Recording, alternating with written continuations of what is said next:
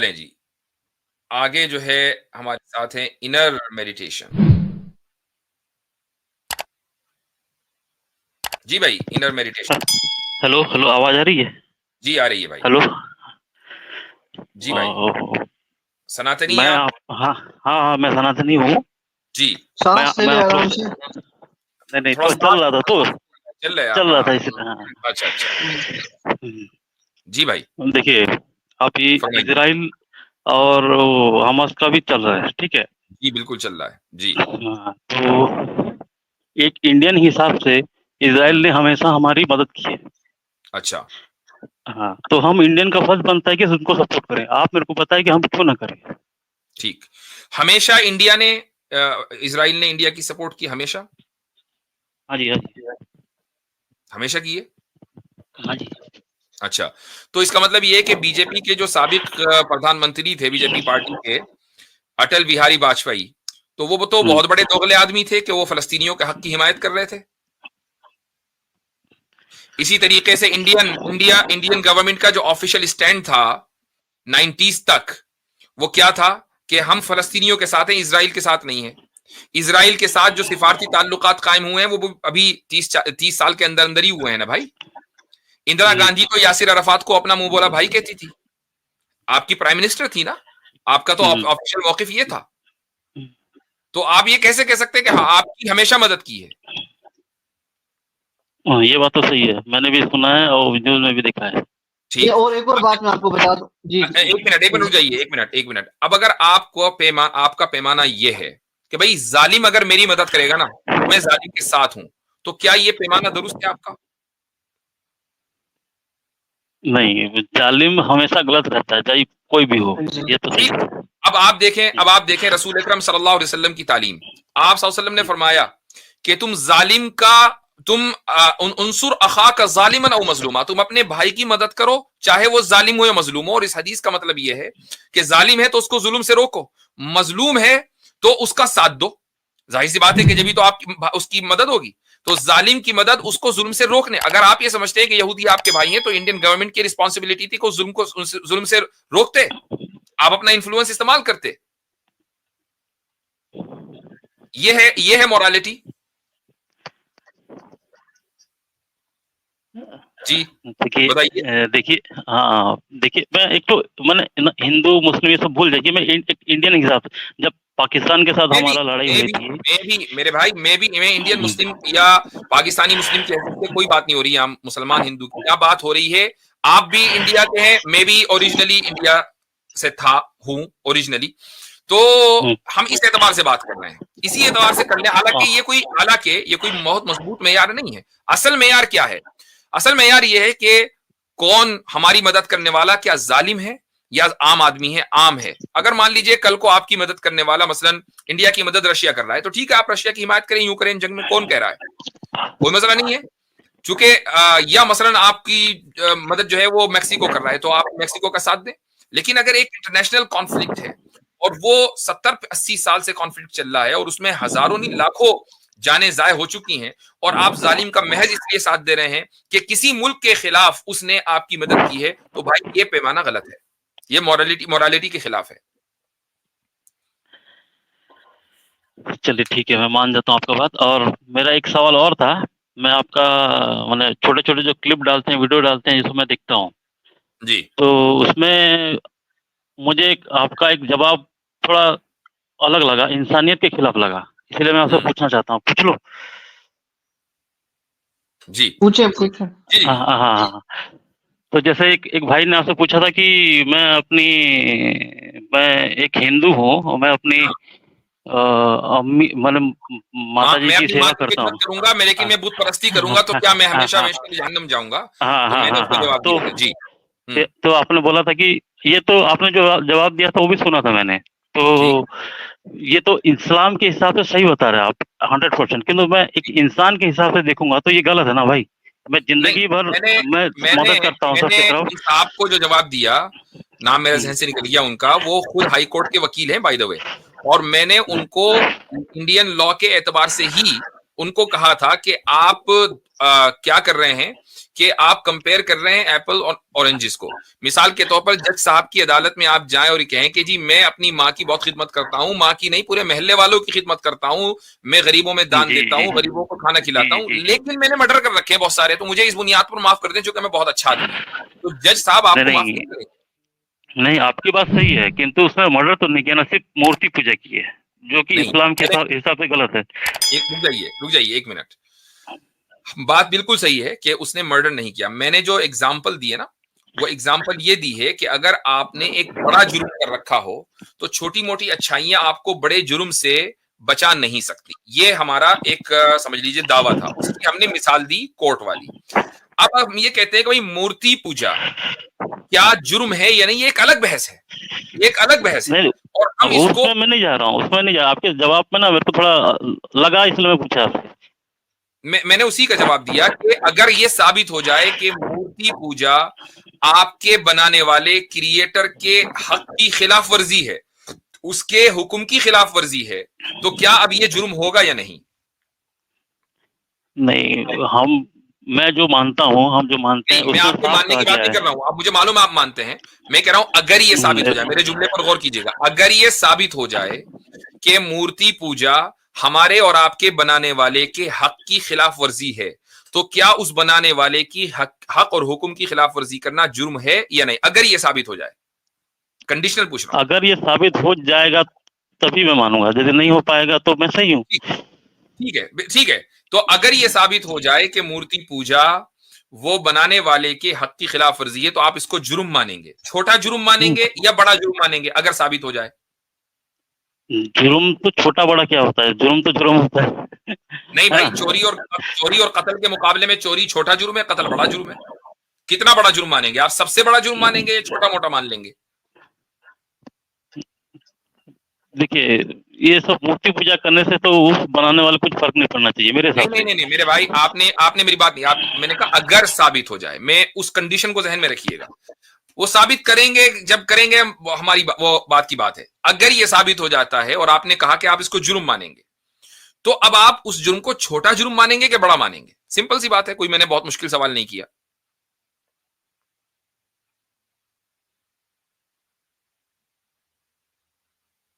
आवाज आ रही है हजरत मेरी? सारा मसला ही जुर्म का है, छोटा बड़ा। अब वो उनको समझ लग गई है कि आप लेके जा किधर रहे हैं। तो इनर में वो कह रहे थे मुझे इंसान के तौर पर समझाओ। अब इंसान के तौर पर समझाया तो खामोश हो गए हैं। इंसानियत तो क्या हुआ है, जी भाई, खत्म होगी भाई। इन्होंने शायद अपना हेडफोन निकाल दिया, उसी लिए शायद इनर मेडिटेशन साहब किधर चले गए भाई? वो हेलो इनर हेलो मेडिटेशन के लिए चले हाँ, गए। हेलो। आ गए, जी जी। आ गए। जी जी भाई, तो अब आप बताएं कि इसको आप किस लेवल का जुर्म मानेंगे? छोटा जुर्म मानूंगा।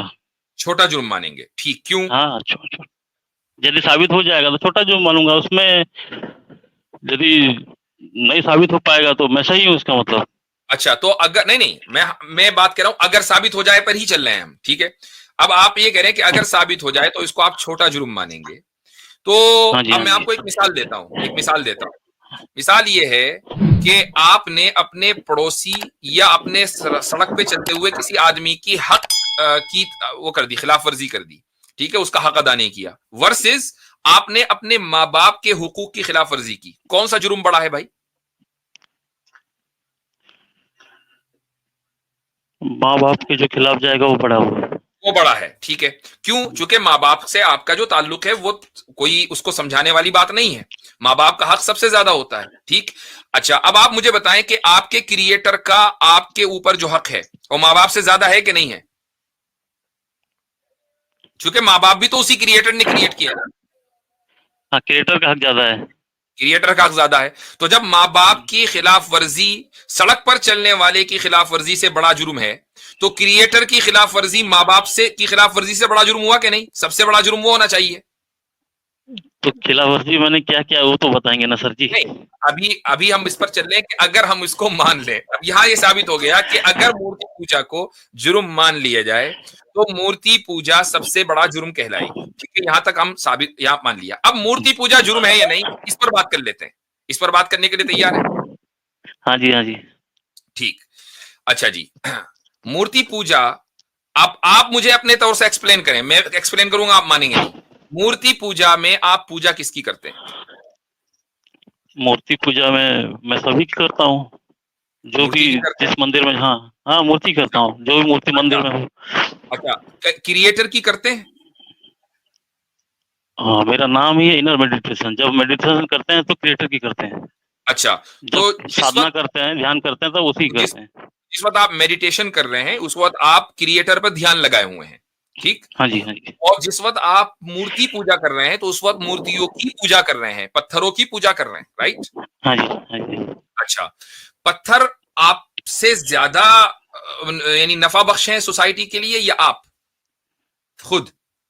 मेरे को इतना उर्दू नहीं आती, आप थोड़ा सॉरी, आप ज्यादा बेनिफिशियल हैं सोसाइटी के लिए या पत्थर? बेनिफिशियल बोलने से मेरे लिए तो पत्थर है।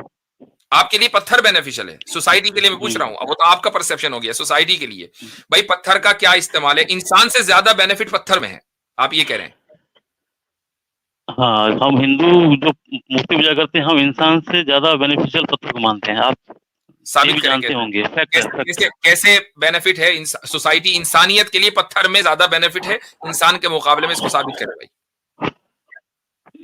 इंसान के, देखिए, जब भी हम मंदिर में जाते हैं, पूजा करते हैं, तो एक तो मन की शांति मिलती है। तो इसीलिए हम लोग सभी को बोलते हैं कि मंदिर जाया करो, नहीं, कुछ मत वो करो, देखिए जाके मन वहाँ की चुपचाप बैठ शांति जो जाओ। है ना, मन की शांति सुन लीजिए, मन की शांति बहुत से लोगों को पबजी खेल के मिलती है, तो क्या पबजी की इबादत करने लगे?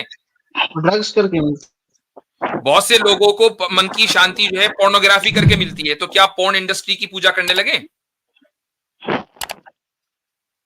तो बात मन की शांति की नहीं हो रही है, बात ये हो रही है कि आपने ये कहा कि पत्थरों में बेनिफिट ज्यादा है इंसान के मुकाबले में। अब आप ये साबित करें कि कैसे है, इंसान का बेनिफिट ज्यादा है कि पत्थर का बेनिफिट ज्यादा है?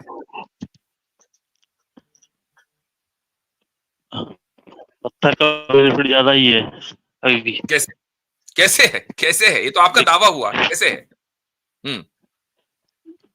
जैसे हम लोग मंदिर जाते हैं, वही मंदिर का वही पत्थर ही होता है ना, आप बोल रहे हैं, जैसे हम मूर्ति बोलते हैं, समझ भगवान रहा का हूं, उसमें वो प्रतिष्ठा किया आपका जाता है। आपके दावे की बुनियाद ये है कि आप मंदिर जाते हैं, आपको मन की शांति मिलती है, ठीक है?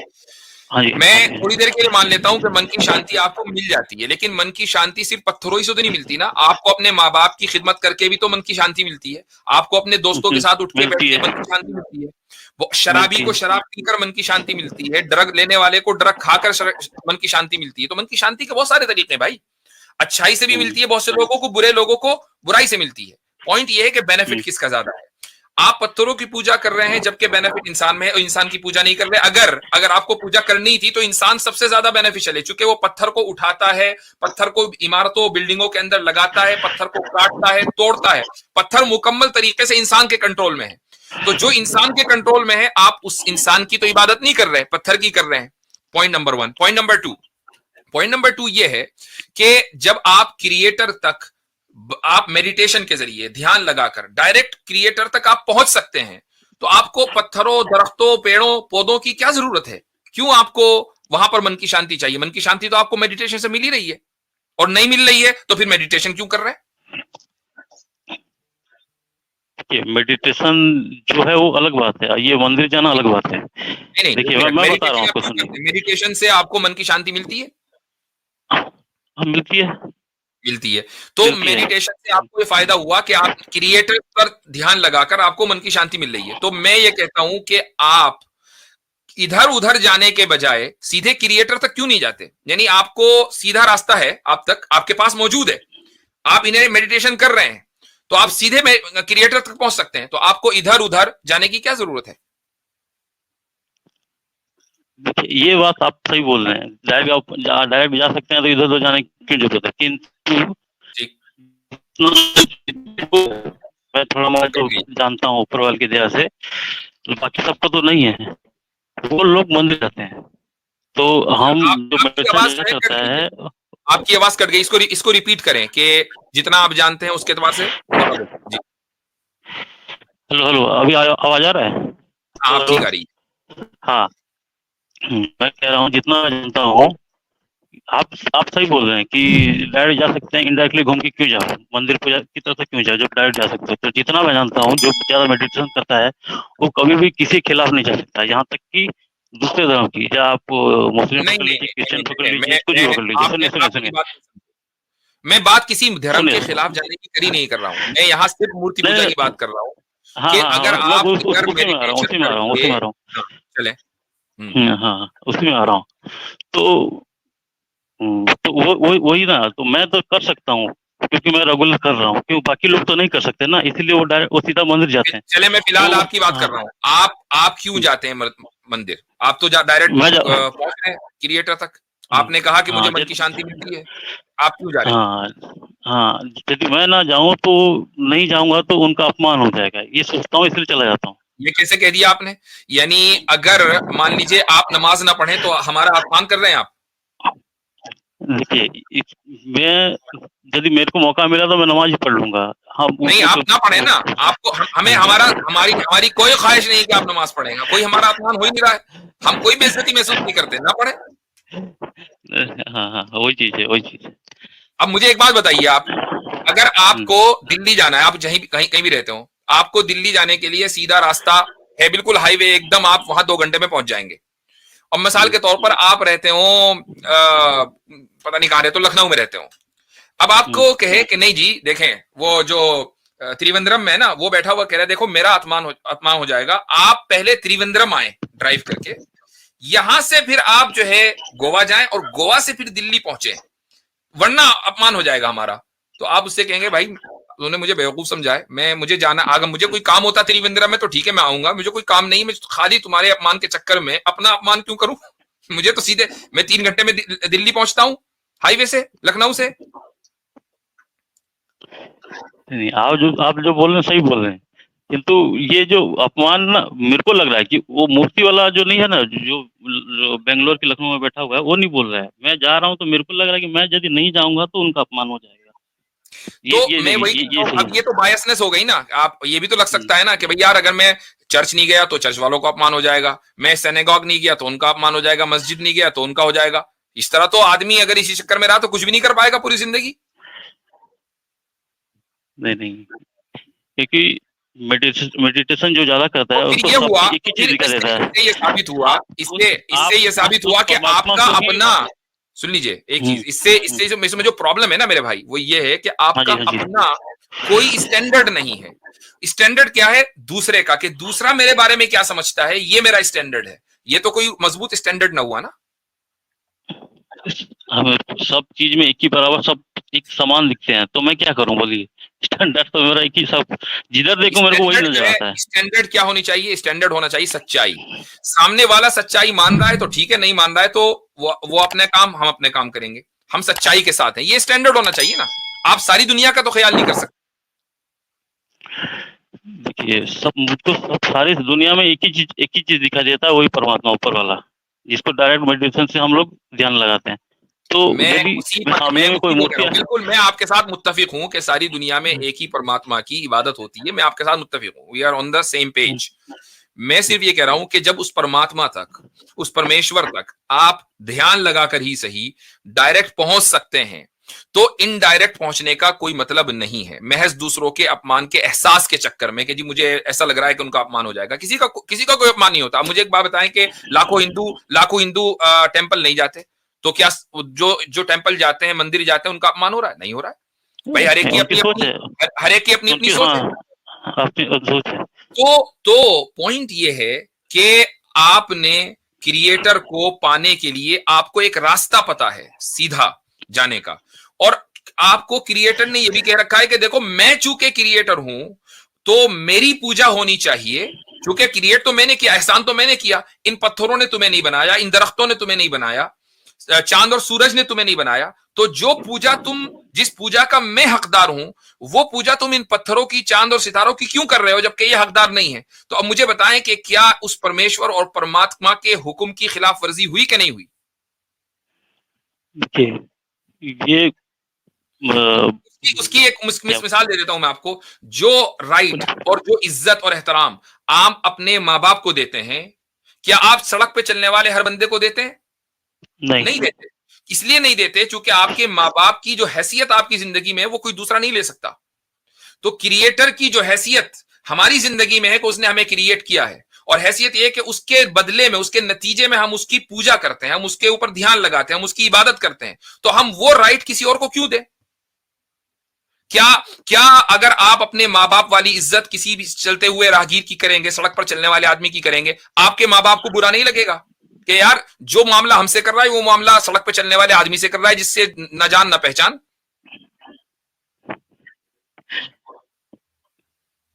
ये आपका बात सही बोल रहे हैं, कि इस चीज में ये अलग हो जाता है ना। तो अब जब ये सारी बातें ही सही हैं, तो भाई आप इस ताल्लुक से, आपको आपसे जो गुफ्तगू करके मुझे अच्छा लग रहा है वो ये कि आप एक ऑनेस्टी के साथ बात कर रहे हैं, विच इज वेरी गुड। तो अब आप इस पर ध्यान लगाएं, इस पर गौर करें कि जो बातें आज हुई हैं वो कहां तक दुरुस्त है, और इंसाफ के साथ, सच्चाई के साथ आप इस पर गौर करें कि मूर्ति पूजा वो क्यों क्रिएटर के हुक्म की खिलाफ वर्जी है, उसका वायलेशन है। और जब क्रिएटर के हुक्म का वायलेशन होगा तो ये सबसे बड़ा जुर्म है। इसलिए वो जो मेरा सवाल है वो इंसानियत के ऐन मुताबिक है, वो जो मेरा जवाब मैंने दिया है उसमें। हाँ, तो इंसानियत के मुताबिक है, तो वो जहन्नम फिर कैसे जाएगा, जन्नत क्यों नहीं जाएगा? मतलब वही क्वेश्चन था लास्ट में ना। अब आप सुने मैं